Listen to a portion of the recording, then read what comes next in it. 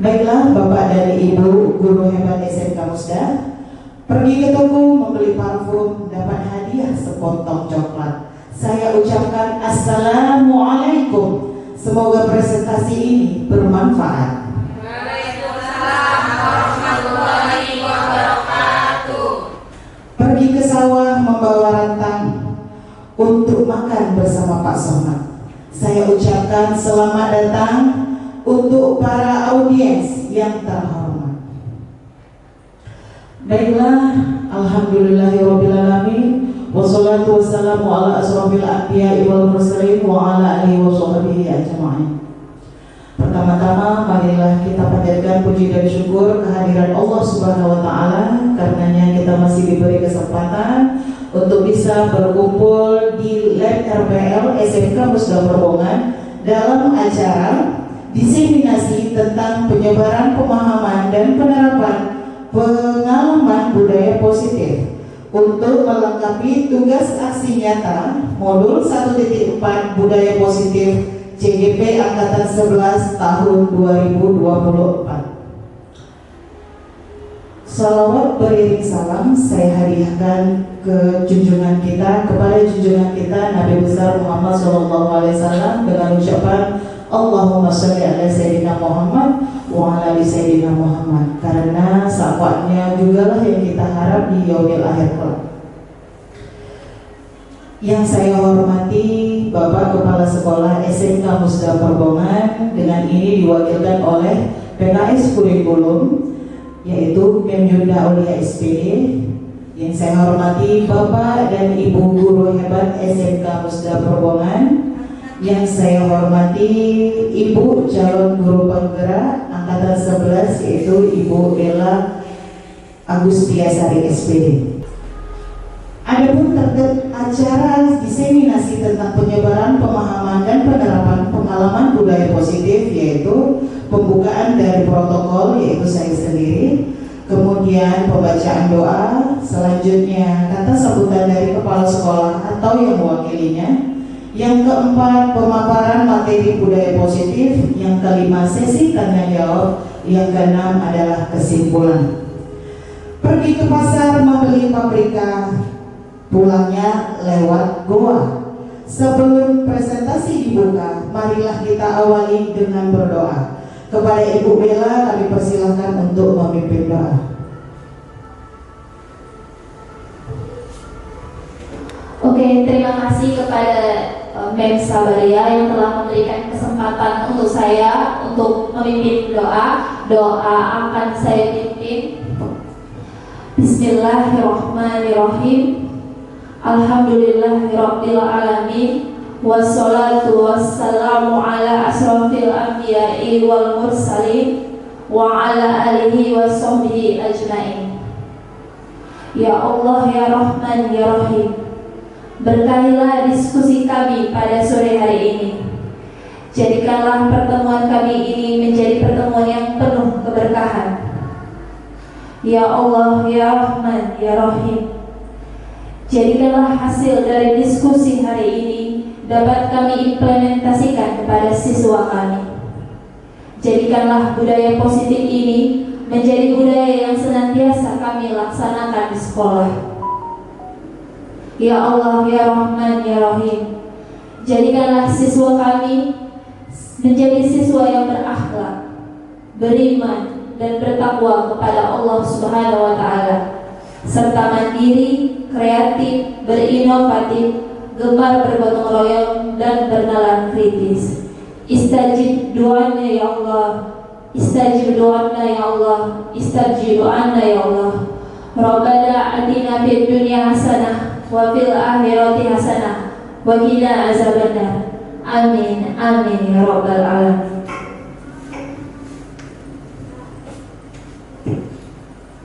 Terima kasih kepada Ibu Bella. Semoga doa yang kita panjatkan tadi bisa dijawab oleh Allah Subhanahu wa taala. Masuklah kita ke acara berikutnya, yaitu kata sambutan dari kepala sekolah atau yang mewakilinya kepada Menjunda. Kami persilakan waktu dan tempat.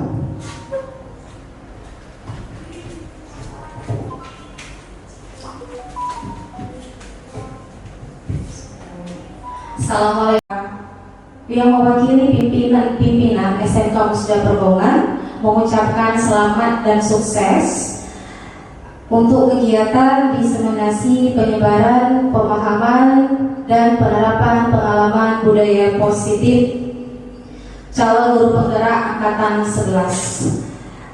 Semoga hasil diseminasi ini nantinya dapat dipahami dengan baik dan diterapkan oleh kita semua.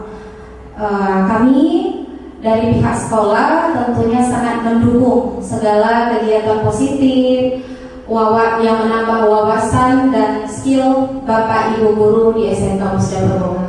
Demikian kata sambutan dari saya, lebih dan kurang saya mohon maaf. Saya akhiri dengan wabillahi taufiq wal hidayah. Wassalamualaikum warahmatullahi wabarakatuh.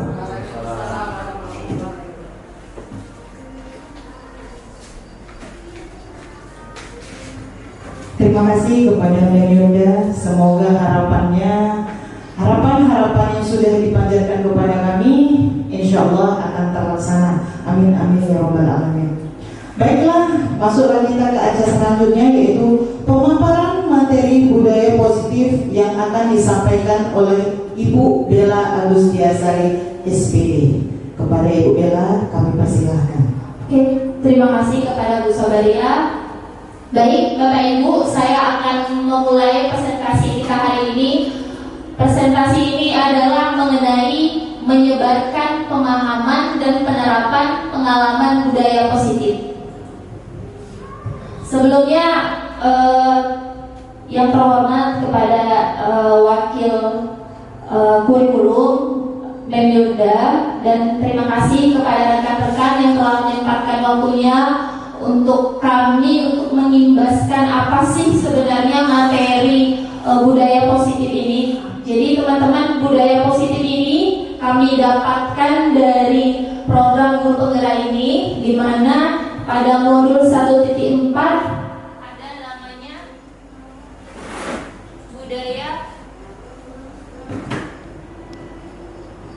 budaya positif.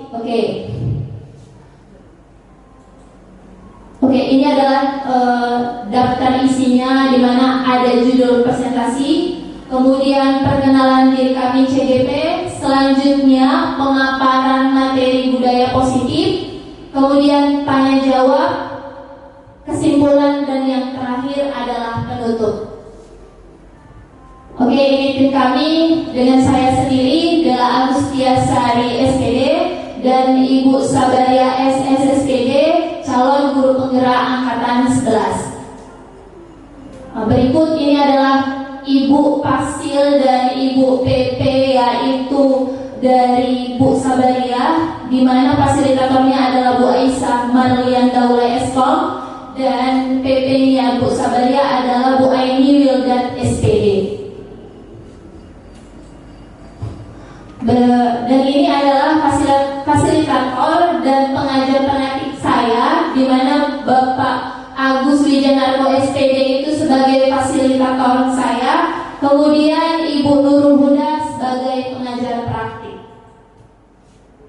Oke, Bapak Ibu, ini adalah konsep inti dari budaya positif. Jadi ini adalah judul besarnya, kesimpulan poin-poin besar. Yang pertama ada perubahan paradigma dalam belajar, kemudian yang kedua kebutuhan dasar manusia, kemudian yang ketiga disiplin positif, dan kemudian motivasi perilaku manusia, keyakinan kelas, kemudian nilai-nilai kebajikan, posisi kontrol seorang guru, kemudian yang terakhir adalah segitiga restitusi.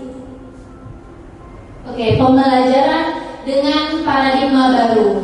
Jadi pembelajaran dengan paradigma baru merupakan pembelajaran yang dirancang berdasarkan prinsip pembelajaran berdiferensiasi, sehingga peserta didik belajar sesuai dengan kebutuhannya berdasarkan tahapan perkembangan sesuai teori psikologi modern untuk mewujudkan profil pelajar Pancasila. Seperti yang kita tahu Bapak Ibu, kalau profil Pancasila itu terdiri dari salah satunya mandiri, inovatif, kolaboratif, dan yang lainnya.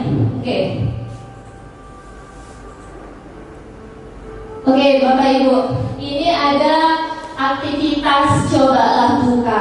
Jadi saya minta sama Bapak Ibu coba dengan pasangannya gitu, saling berpasangan, cari pasangannya, ya Bapak Ibu. Ya, yang satu mengepalkan tangannya. Ini didapatkan Bapak Ibu pasangannya, ya. Pak Suryono sama Bu Yus, ini contohnya Pak Suryono sama Bu Yus. Pak Bu Yusdiana mengepalkan tangannya dan Pak Suryono membuka kepalan tangan Bu Yusdiana. Bu Yusdiana ini ibaratkan di dalam kepalanya itu dia menyimpan sesuatu yang berharga. Kemudian Pak Suryono ini bagaimana caranya membuka kepalan tangan Bu Yusdiana? Suka-hati dengan cara apapun, boleh dengan cara merayu, ayolah Bu Yus bukalah kepalan tanganmu, bukalah gitu, atau marah dengan cara menghardi, dengan cara apa namanya lagi, menawarkan dengan uang, ini nanti aku kasih uang, bukalah, suka-hati dengan cara apapun gitu ya Bapak Ibu. Dan coba Bapak Ibu diterapkan, nanti dilakukan secara bergantian.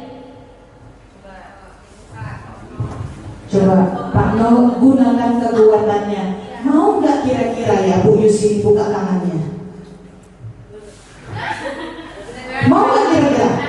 Coba, nggak masalah. Mau dirayu juga boleh, mau dipaksa. Coba dirayu Pak. Gimana cara rayu? Kalau dia misinya apa ya? Siapa yang Mau tahu aja. enggak. Enggak mah kasih uang dulu lah. Mau tahu aja. Enggak. Enggak mah kasih uang dulu lah. Coba kasar kono, bukan cara kasar. Cepat buka. Apa ini? Mana sih? Kasih uang dulu lah baru buka. Oh ya, nanti saya kasih ke saya aja. Oke, terima kasih Pak Ono dan Bu Yusiana. Silakan. Oke, terima kasih Bapak Ibu. Nah, itu adalah salah satu posisi kontrol Bapak Ibu. Kalau misalnya Bu Yusdiana membukanya, berarti Bu Yusdiana itu membiarkan apa namanya Pak Suryono mengontrol gitu, membiarkan Pak Suryono mengontrol Bu Yusdiana seperti itu. Kita masuk atau ada tambahan? Seperti ini Bapak dan Ibu. Coba kita bayangkan siswa kita di kelas. Nah, apapun yang terjadi sama siswa kita dan kemudian kita memberitahunya, memberi pemahaman, memberikan solusi kepada dia, seandainya dia tidak mau memang membukanya, memang gak bisa. Maka intinya kontrol untuk diri kita sendiri yang memang kita gitu. Seperti Bu Yusdiana tadi, yang memang kontrol diri dia. Ya dia pegang tangannya itu gak mau dibuka, terserah mau dikasih uang 10 juta kayak apa kayak gitu ya, mau dirayu, mau dihardik. Kalau memang dia tidak mau berubah, ya tidak mau.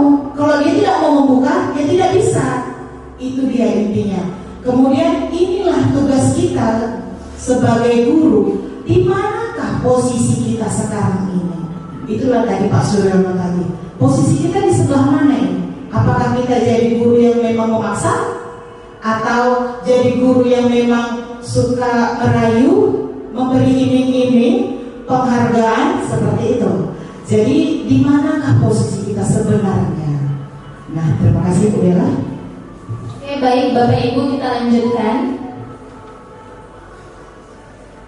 Oke, inilah miskonsepsi tentang teori kontrol. Yang pertama adalah ilusi guru mengontrol murid. Kemudian yang kedua adalah ilusi bahwa semua penguatan positif, efektif, dan bermanfaat. Kemudian yang ketiga, ilusi bahwa kritik dan membuat orang merasa bersalah dapat menguatkan karakter. Kemudian yang terakhir, ilusi bahwa orang dewasa memiliki hak untuk memaksa.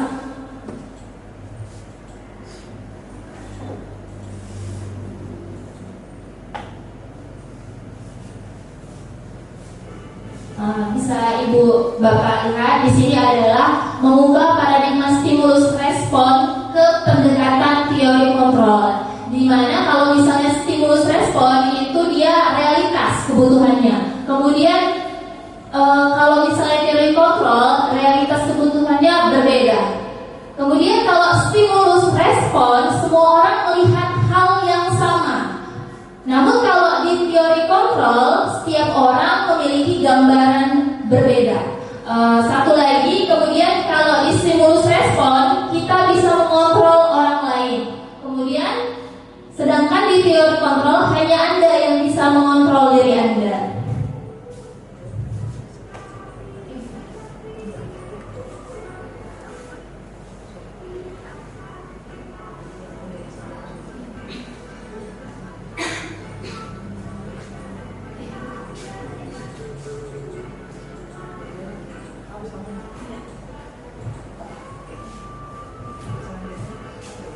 Oke, selanjutnya akan disampaikan oleh rekan saya, Ibu Sabaria, SS, STD. Kepada Ibu Sabaria dipersilahkan. Baiklah Bapak dan Ibu sekalian. Nah, masuklah kita kepada disiplin positif. Nah, saya tahu dan sadar bahwa yang namanya disiplin positif ini sudah kita terapkan di SMK Musda Perbaunan. Hanya saja kita belum tahu yang manakah itu, gitu kan? Nah, menurut dia ini menyatakan bahwa arti dari kata disiplin berasal dari bahasa Latin yaitu disiplina, yang artinya belajar. Nah, selama ini disiplin itu kita artikan kepada peraturan, padahal disiplin itu adalah belajar. Asal mula bahasanya. Dengan kata lain, seseorang yang memiliki disiplin diri berarti mereka bisa bertanggung jawab terhadap apa yang dilakukannya, karena mereka berdasarkan tingkat tindakan mereka pada nilai-nilai kebajikan universal. Disiplin sebagai bentuk kontrol diri yaitu belajar untuk kontrol diri agar dapat mencapai suatu tujuan mulia. Tujuan mulia di sini mengacu kepada nilai-nilai atau prinsip-prinsip mulia yang dianut seseorang. Kita namakan nilai-nilai tersebut sebagai nilai-nilai kebajikan virtus yang universal.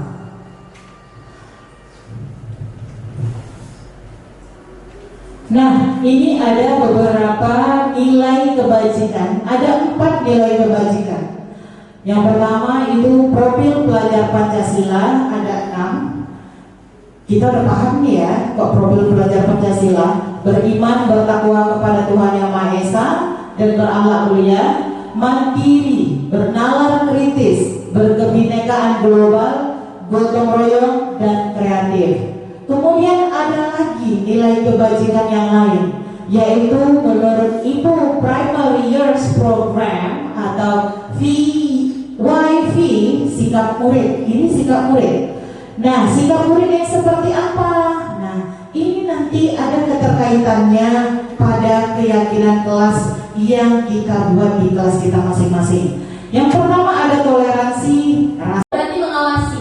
Pada saat kita mengawasi, kita bertanggung jawab atas perilaku orang-orang yang kita awasi. Biasanya itu kata-katanya yaitu kalau kamu berbuat ini, sanksinya kamu ini begini.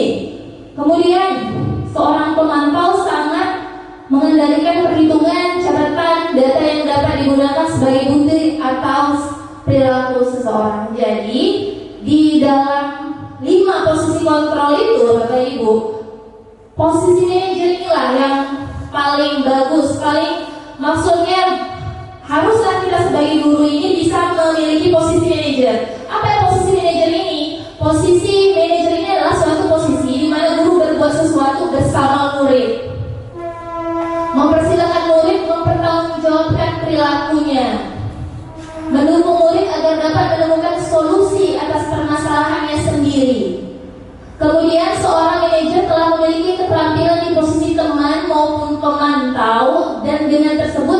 Dengan demikian, bisa jadi di waktu-waktu tertentu kembali kepada kedua posisi tersebut bila diperlukan.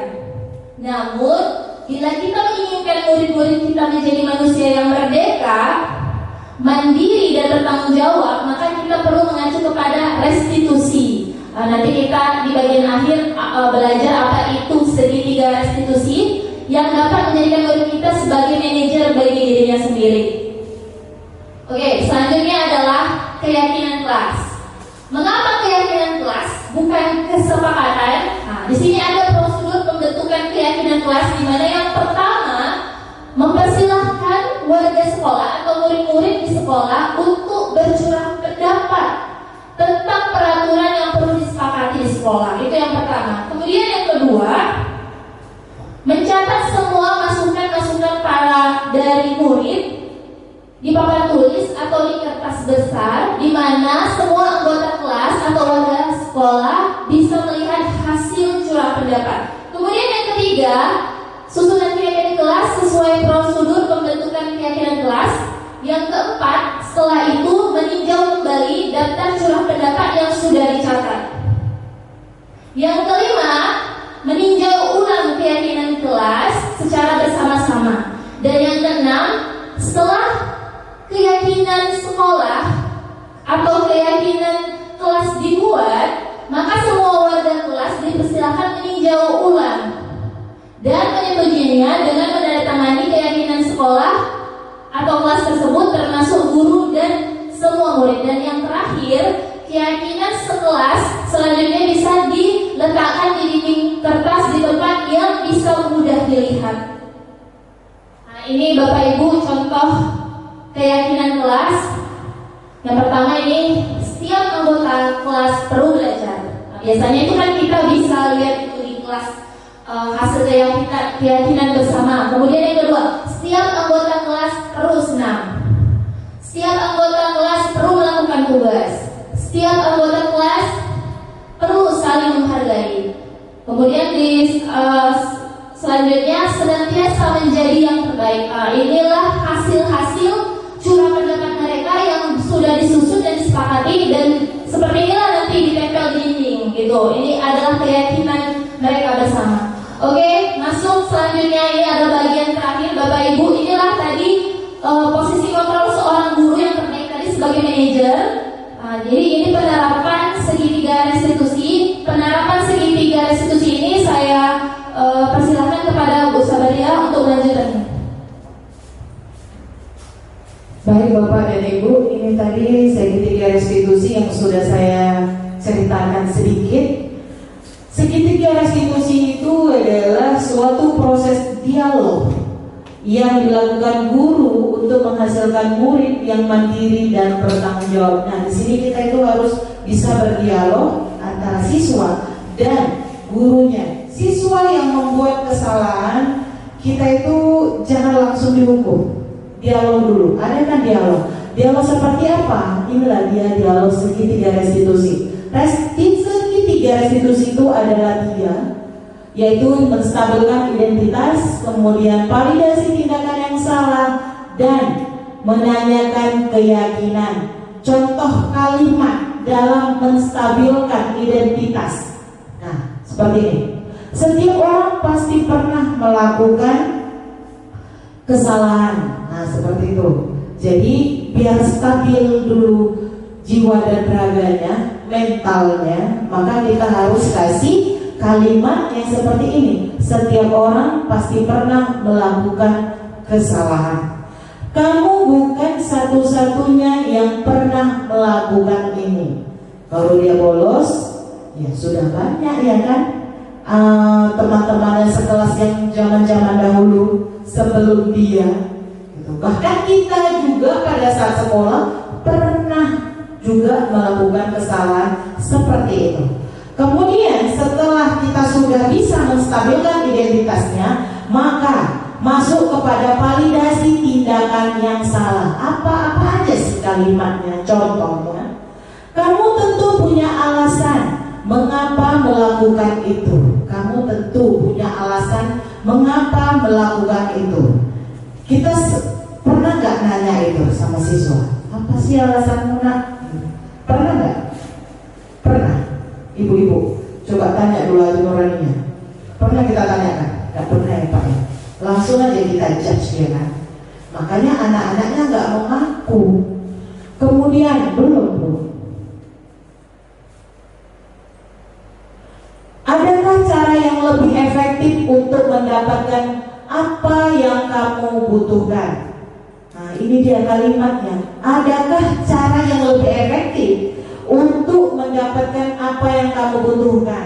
Contohnya dia butuh tidur karena tadi malam begadang. Ada nggak cara yang efektif? Contoh di kelas saya nih, ada di kelas 11 TKJ 2. Pada saat saya buat keyakinan kelas, mereka mengatakan seperti ini. Kelas seperti apa yang kalian impikan?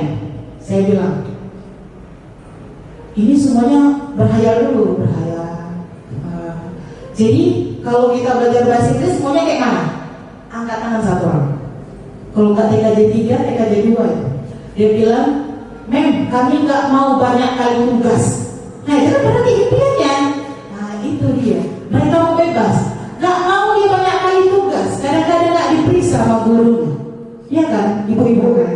Kadang-kadang kita lupa. Oh iya ada tugas ya, lupa saya loh gitu. Nah itu dihindari. Kemudian yang terakhir adalah kebutuhan akan kesenangan. Mereka senang. Nah, jadi kalau sekarang itu, ya walaupun saya juga belum menerapkannya di dalam kelas secara full, tetapi sedikit banyaknya kita pakai juga lah ya, seperti kalau udah jam-jam terakhir, es breaking bisa, atau dikasih es satu persatu bangun gitu.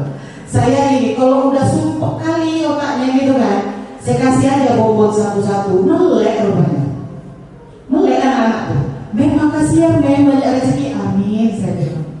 Itu kecil aja, kok udah sumpah dia gitu, sumpah kalau kita nengoknya, kadang mau juga. Kemudian ini adalah motivasi perilaku manusia.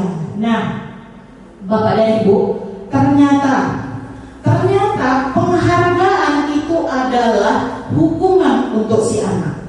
Selama ini kita ngasih reward, ngasih penghargaan sama dia, pujian dan segala macamnya, atau yang berbentuk uang, berbentuk benda, itu adalah sebuah hukuman ternyata. Saya juga baru sadar kalau itu sebuah hukuman. Kenapa? Karena nanti membuat siswanya itu jadi, ini dia, yang kedua, untuk mendapatkan imbalan atau penghargaan orang lain. Jadi dia menjadi ketergantungan, tidak punya motivasi. Jadi motivasinya hanya untuk dapat reward. Yang kita senang ya kan, kita senang, tapi itu ternyata adalah hukuman untuk dia. Kenapa? Karena jadi nggak mandiri. Dia tidak mandiri.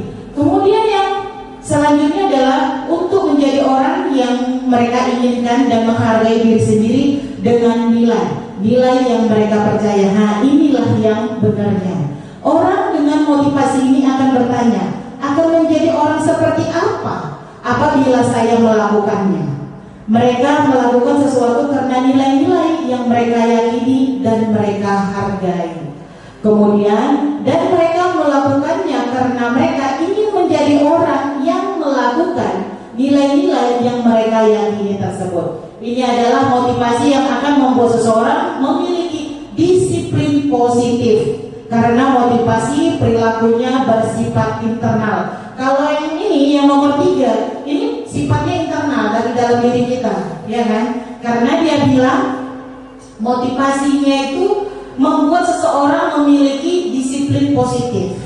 Kalau yang pertama, karena menghindari ketidaknyamanan atau hukuman, ada nih siswa kita, supaya aku nggak dihukum aja sama guru BP, udahlah aku baik-baik di sekolah. Keluar dari sekolah, kita kan nggak tahu, gitu kan? Kadang kita berpikir gini juga, udahlah, udah lewat dari gerbang sekolah, nggak urusan aku lagi.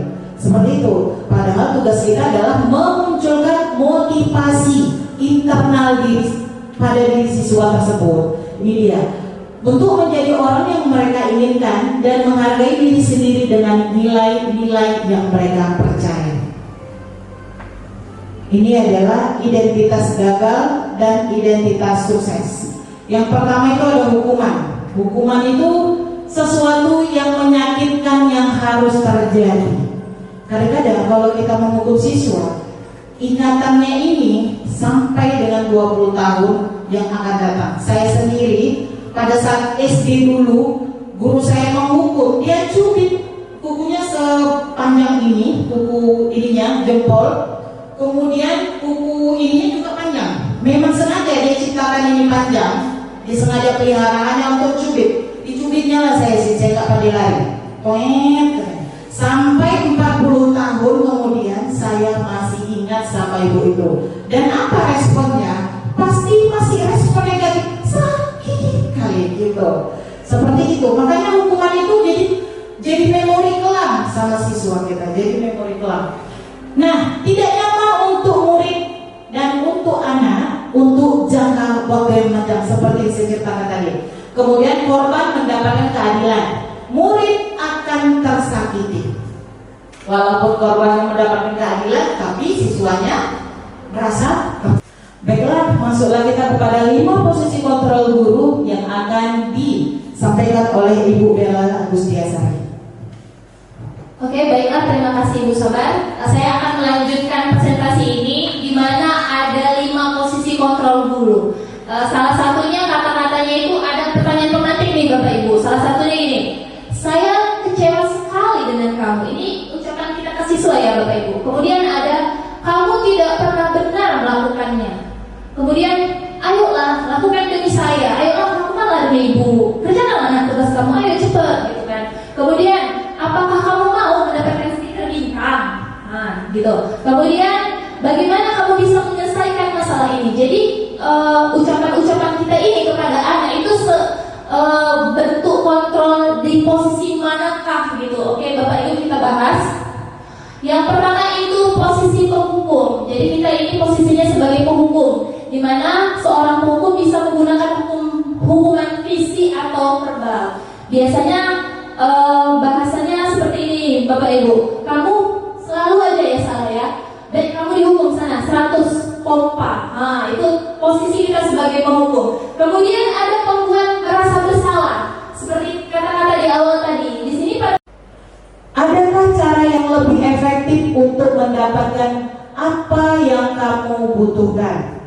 Nah, ini dia kalimatnya. Adakah cara yang lebih efektif untuk mendapatkan apa yang kamu butuhkan? Contohnya dia butuh tidur karena tadi malam begadang. Ada nggak cara yang efektif supaya kamu itu bisa leluasa tidur? Kan gitu. Nah, nanti dia bilang ada Bu, itu di perpustakaan bisa boleh aku. Baru masuklah kepada menanyakan keyakinan. Nah, menanyakan keyakinan itu seperti ini. Keyakinan kelas apa yang telah kita sepakati? Keyakinan kelas ini gimana yang telah kita sepakati? Kan nanti dia ngomong, iya Bu, kita itu sepakat untuk belajar di dalam kelas, menghormati orang lain. Kan menghormati itu kan? Kalau gurunya kita bolos les, berarti tidak menghormati guru di dalam studinya. Kemudian selanjutnya, kamu ingin menjadi orang yang seperti apa? Mau jadi apa sih nak sebenarnya gitu? Nanti dia sendiri bisa memvalidasi dirinya. Dia mau jadi apa? Jadi keyakinan kelas itu memang betul-betul masukkan ke dalam hatinya. Motivasi keyakinan kelas itu harus masuk ke dalam relung jiwamu, sehingga dia besok-besok bisa berubah. Oh iya ya, aku kan mau jadi ini. Oh aku mau jadi yang ini. Ada juga dulu TBSN 3 pengalaman ini. Nanya saya sama dia, kenal data kayak mana lagi? Luar biasa lagi. Gak ngerti saya metode apa yang dikasih sama dia. Kemudian saya tanya, mau jadi apa sih nak besok? Tahu jawabannya apa? Udah mem, aku ngomben aja ikut ayahku. Itulah cuma impian itu hanya setingkat ngomben. Tapi saya tambahkan, ya insya Allah semoga doamu dijawab Allah. Kamu mengomben sawahmu sendiri selebar 2 hektar. Dia bilang amin katanya. Besok-besok alhamdulillah sebulan aman, bulan berikutnya ajab. Selanjutnya Bu, Tahapan segitiga restitusi ini tadi menstabilkan identitas. Selanjutnya Bu, memvalidasi tindakan yang salah dan menanyakan keyakinan. Oke, terima kasih. Saya ucapkan kepada Bapak dan Ibu yang sudah mau mendengarkan diseminasi ini tentang budaya positif. Masuklah kita ke acara berikutnya, yaitu sesi tanya jawab. Nah, di sesi ini Bapak dan Ibu boleh memberikan umpan balik kepada kami. Ayo Bapak dan Ibu, ada yang mau memberikan umpan balik atau tidak?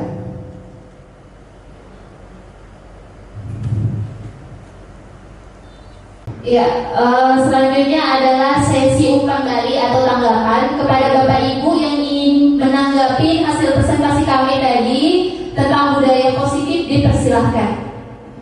Oke, kepada Bapak Sulaiman kami persilahkan. Terima kasih atas kesempatan untuk saya. Sebelumnya nama saya Dr. Sulaiman MS, Guru Bahasa Indonesia. Pada saat ini saya mengucapkan terima kasih atas kegiatan tentang diseminasi pembelajaran budaya positif di SMK Pusat Perhubungan. Tadi kami sampaikan oleh pembicara cukup positif, tapi saya sebagai guru ini menyampaikan beberapa masukan sebagai pengalaman guru.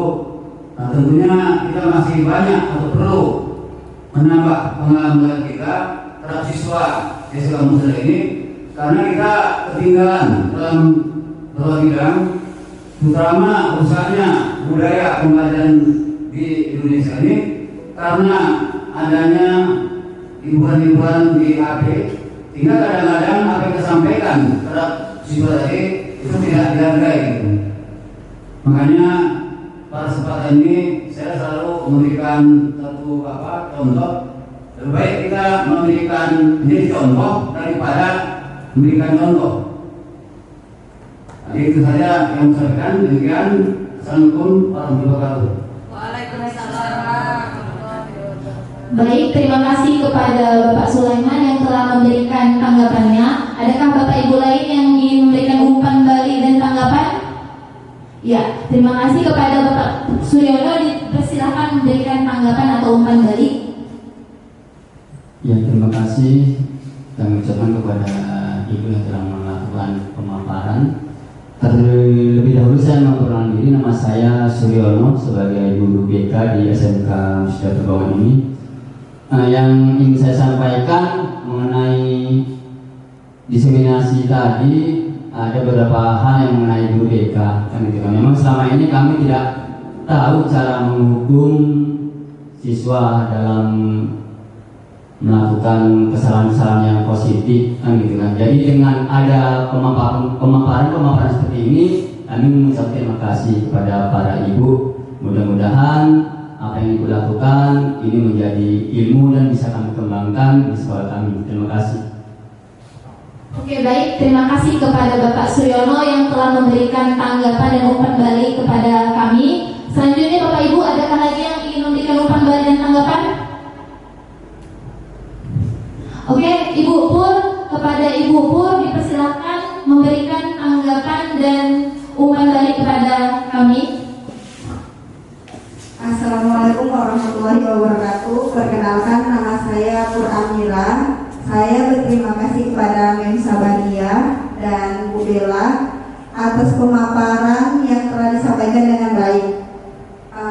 Untuk saya selaku guru BK jurusan BKJ di SMK Musda Perhubungan, semoga saya bisa menerapkan.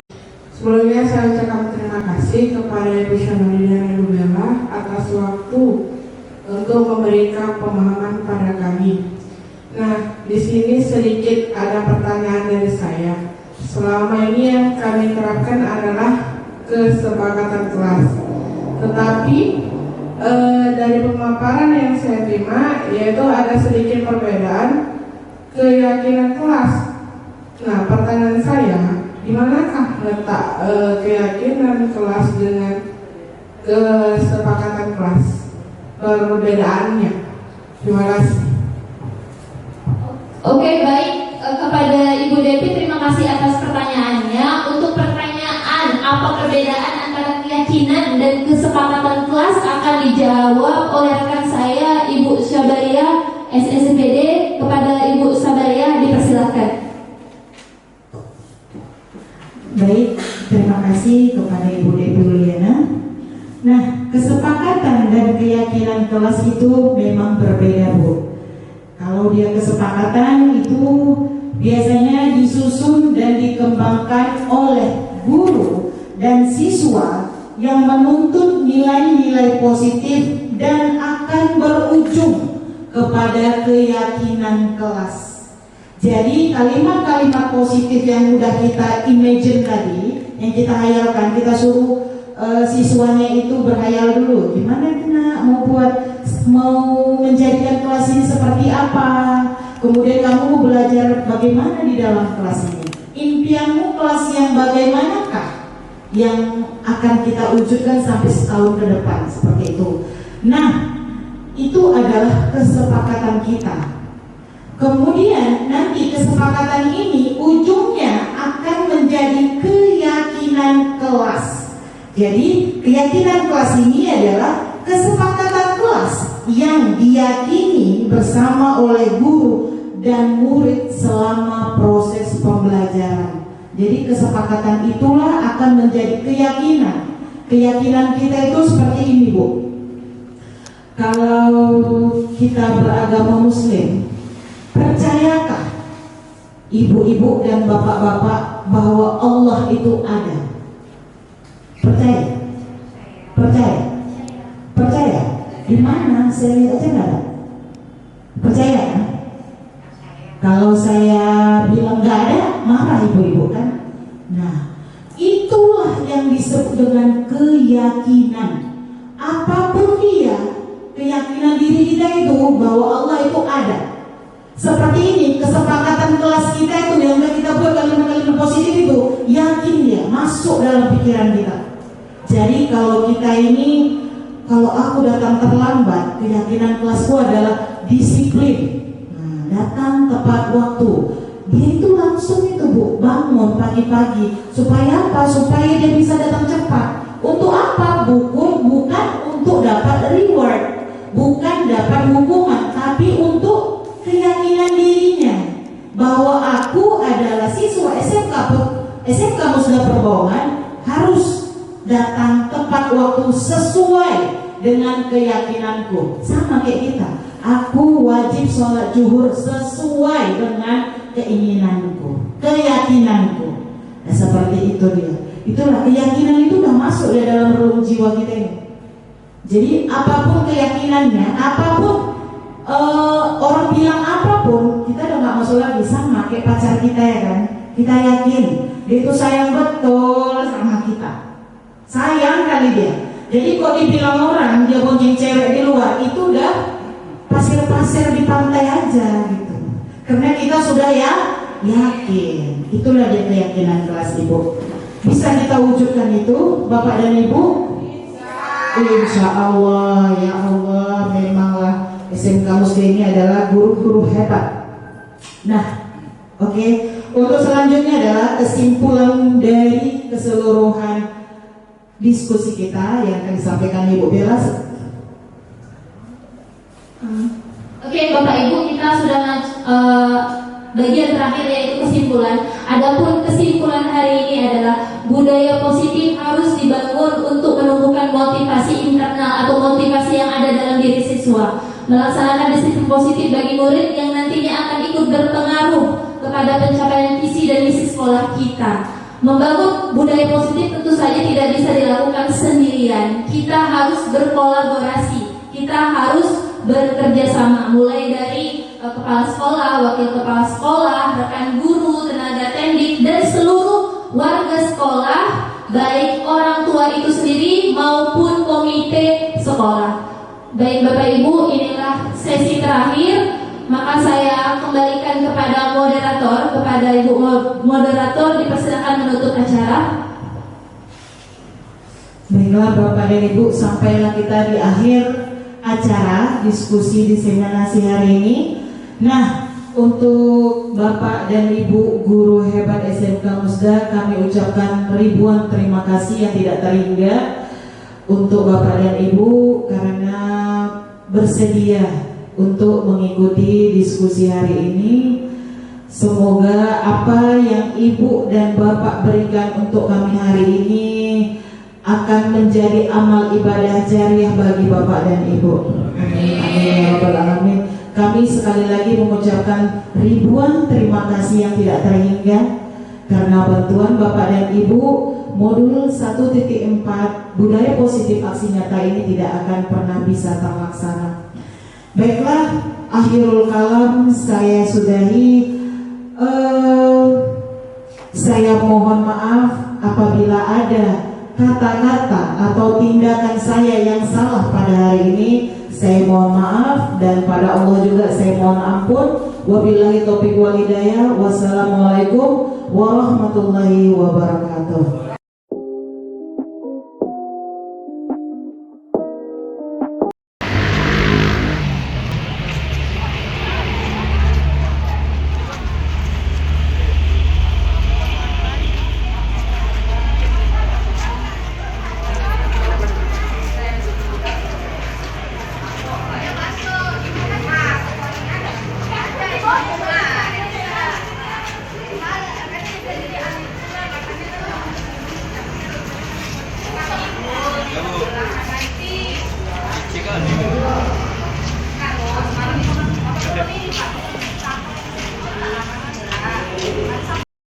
Oke guys, hello, good morning. Nah,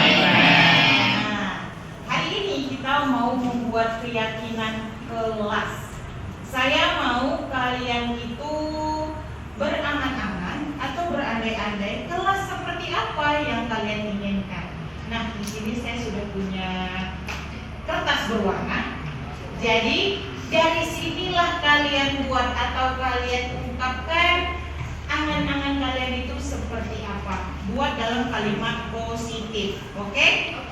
Contoh, saya mau kelas saya indah. Nah, seperti itu. Ya, nanti baru kita masukkan, kita gabungkan di dalam keyakinan kelas yang sudah ada di sini. Ini sudah ada template-nya. Jadi tinggal saya bagikan. Ya.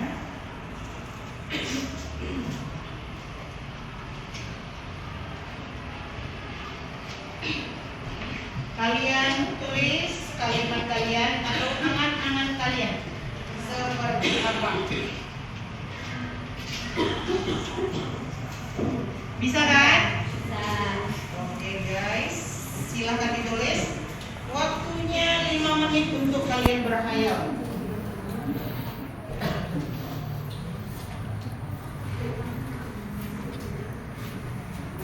Setelah kalian tulis, nanti kita tempelkan di depan kelas.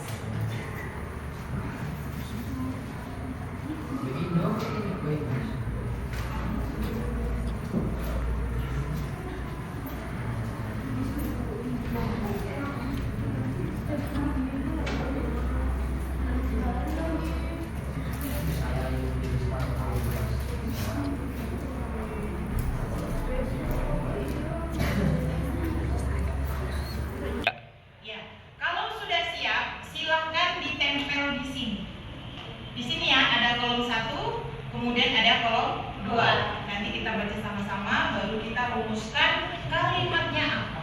Ayo, silakan. Ya, one by one. Letakkan. One by one. Oke.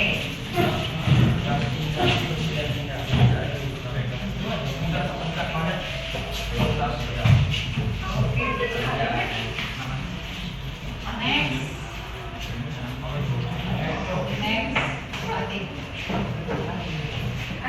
Oke, oke guys. Kalau sudah siap kembali ke tempatnya masing-masing. Oke.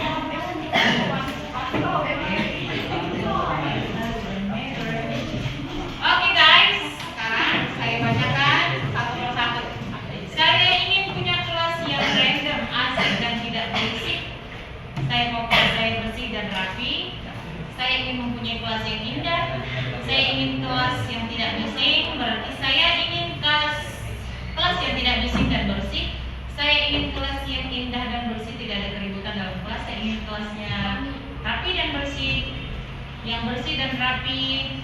Kelas saya rapi, saya ingin kelas yang biasa-biasa saja. Saya ingin kelas ini tentram, damai, dan solid.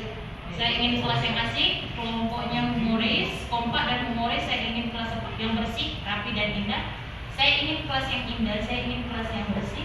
Saya ingin mempunyai kelas yang indah, saya ingin memiliki kelas yang bersih. Saya ingin kelas kami bersih, nyaman, tidak berisik. Saya ingin memiliki teman sefrekuensi dan memiliki pemikiran yang sama. Kelas yang tidak berisik, saya ingin kelas yang rapi. Oke, kok itu kita simpulkan karena banyak yang mengidam-idamkan kelasnya itu bersih, rapi, dan tertata. Berarti yang pertama sekali adalah apa itu kalimatnya? Kalimat positifnya menjaga kebersihan kelas.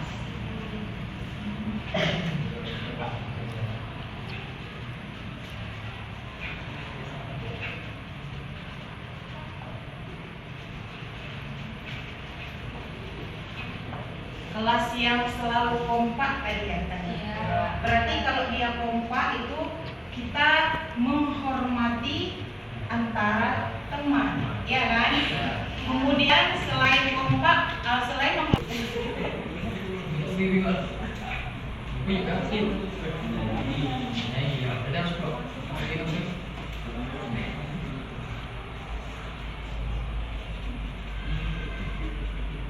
antar teman dan kemudian menghargai pendapat teman dan guru.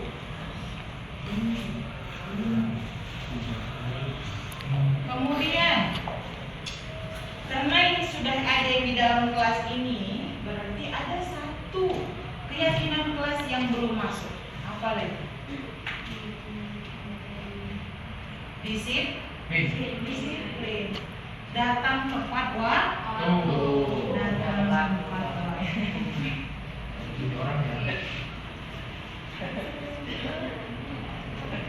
Nah, ini adalah keyakinan kelas yang kalian inginkan. Kalian yang ingin kelasnya bersih, saling menghormati, kemudian saling menyayangi dan saling menghargai pendapat orang lain. Yang terakhir adalah kedisiplinan waktu. Nah, sekarang kalau sudah kita bentuk keyakinan ini, apakah konsekuensinya apabila ada salah satu di antara kita yang melanggar?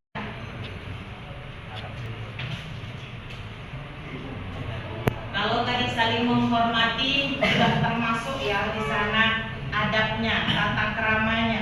Adab berarti tidak boleh berbicara kok.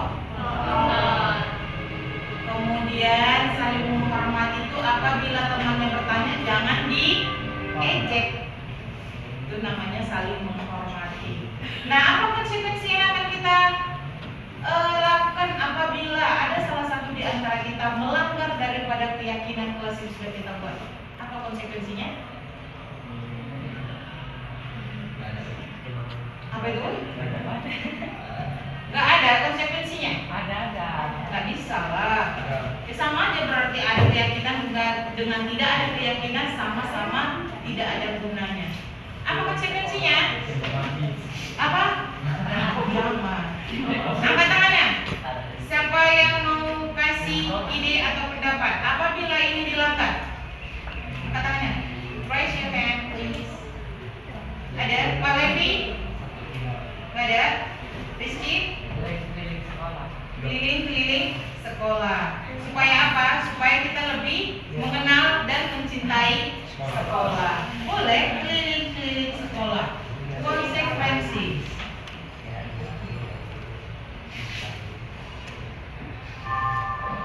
Sabar.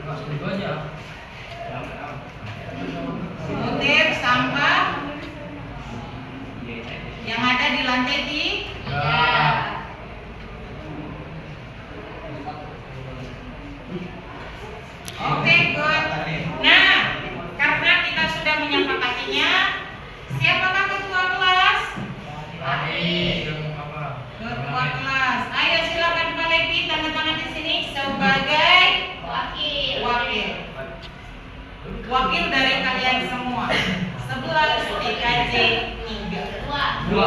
Oh iya. Sini, tanda tangan Pak Devi. Oke.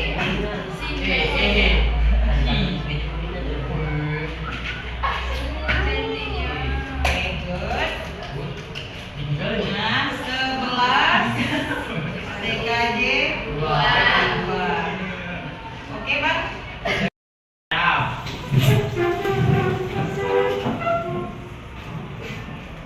Let's pray.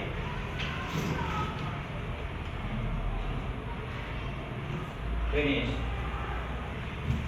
Greet to our teacher.